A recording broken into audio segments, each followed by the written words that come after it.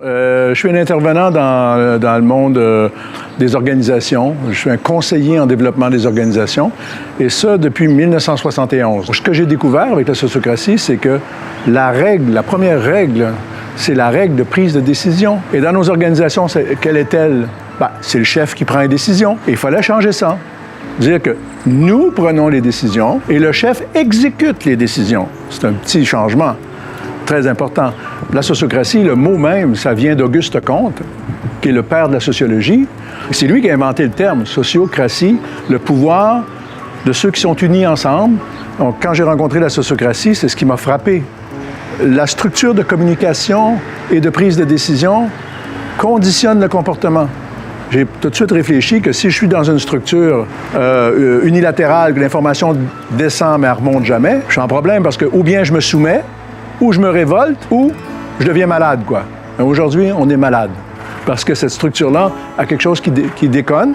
C'est comme ça que je suis venu à la sociocratie en me disant il faut changer la structure pour changer de culture. Parce que ça, c'est la base. Dans la sociocratie, c'est pas l'absence de hiérarchie, c'est pas l'absence de chef. Ce sont des chefs régulables, avec une hiérarchie régulée, qui permet à chacun d'être respecté dans ses prises de position et d'être respecté dans ses aspirations. L'autre chose qui est importante, c'est qu'en sociocratie, on n'abolit pas la structure hiérarchique classique. Ajouter à la structure pyramidale classique la structure des cercles. On prend nos décisions en cercle et pour remonter l'information, dans le cercle supérieur, il va y avoir un représentant de son équipe avec lui. Quand il est en haut, c'est un décideur. Il va décider parce qu'on lui fait confiance. Donc, on rétablit dans la structure la confiance. Et c'est lui qui fait basculer, le rapport de pouvoir. Parce que là, on est équivalent. Et dans ces cercles-là, c'est zéro objection. On prend les décisions, on ne votera pas. On va demander aux gens, avez-vous des objections? Et si on a des objections, on en parle. Et on utilise les objections pour bonifier la proposition. La vraie valeur de la sociocratie, c'est d'inclure les gens sur une base d'équivalence. Et ça change tout parce que qu'est-ce qu'une bonne décision? Ça n'existe pas. Une bonne décision, c'est celles qui vont tenir compte des limites qu'on est capable de vivre. Alors, si vous objectez, il faut que je vous écoute. Alors, c'est ça la vraie valeur de la sociocratie, c'est d'inclure les gens.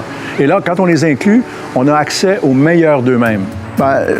La conférence, ça s'intitule « La gouvernance à l'heure de la contribution citoyenne, l'éclairage de la sociocratie ». Donc, c'est vrai qu'à l'heure actuelle, en France, vous êtes des précurseurs. Il faut voir cette crise-là des Gilets jaunes non pas comme quelque chose de négatif, mais une volonté, une impulsion, un besoin. Moi, je trouve que c'est un élan très, très noble qui est en train de se produire. Pourquoi? Parce que les gens veulent sortir de leur isolement, on se sent rejeté. Alors, la première chose à faire, c'est de se parler. Se parler, c'est de descendre sur le rond-point puis de communiquer. « Ah, tu vis la même chose que moi. Ah, etc., etc. » Et là, on commence à bâtir quelque chose, quoi. Moi, ça m'a beaucoup frappé. La première fois que je suis venu à l'île de la Réunion, c'est dans l'avion, en m'en allant à l'île de la Réunion. J'ai vu un reportage qui disait que les Réunionnais, c'est la réunion de la diversité, mais que l'UNESCO se pose des questions. Comment ça se fait qu'ils ne se tuent pas, qu'ils ne s'entretuent pas? Ils se posent des questions, donc ils ont un observatoire pour essayer de comprendre. Et moi, dans l'avion, je me suis dit, j'ai tout compris. Ils vivent en sociocratie sans le savoir. D'abord, ils sont dans un cercle, une île. Et puis, je rencontre un Réunionnais d'origine chinoise. Et je lui demande, qu'est-ce qui vous tient ensemble? Et là, l'évidence. Il me dit, c'est pas compliqué. La réunion.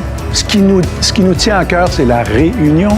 Alors, on a tout ce qu'il faut, on a tous les ingrédients à l'île de la Réunion pour être une espèce d'exemple pour l'humanité. Écoutez, c'est des êtres humains qui obéissent à quelque chose, une impulsion, un besoin, d'un désir de changer le monde et qui ont travaillé dans cette direction-là. C'est pas des gens parfaits, il n'y a personne qui est parfait, mais qui ont la volonté de vivre différemment quelque chose.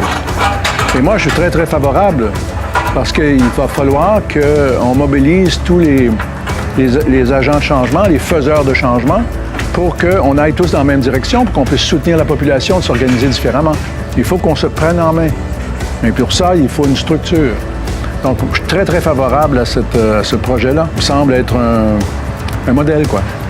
Donc, finalement, c'est recycler les tensions, les énergies qui sont naturelles dans la vie. Vous avez une opinion, moi j'en ai une, on n'est pas nécessairement la même, donc il y a une tension. Comment on fait pour inclure les deux? Donc, c'est ça l'originalité de la sociocratie, c'est que vraiment, c'est un outil, c'est un contenant. C'est pas un contenu, c'est un contenant Mais on va dire, c'est des balises qui nous tiennent ensemble, qui nous obligent à être ensemble, jusqu'à temps qu'on trouve la solution à notre problème, comprenez-vous? Alors, ça nous condamne à la liberté puis à la responsabilité. Voilà ce que c'est d'original.